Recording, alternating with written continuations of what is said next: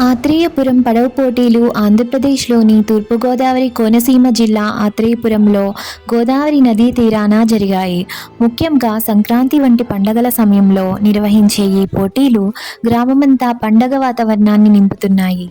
తెల్లవారుజామునే గోదావరి తీరానికి చేరుకున్న గ్రామస్తులు రంగురంగుల జెండాలు, డప్పుల శబ్దాలు, జానపద పాటలతో పోటీలకు ఘన స్వాగతం పలికారు. ఈ కారణంగా ఆత్రేయపురం పడవ పోటీలు కేవలం ఆటగా కాకుండా జట్టు భావన, పరస్పర నమ్మకం, సమిష్టి కృషి వంటి విలువలను ప్రతిబింబించే వేదికగా నిలిచాయి.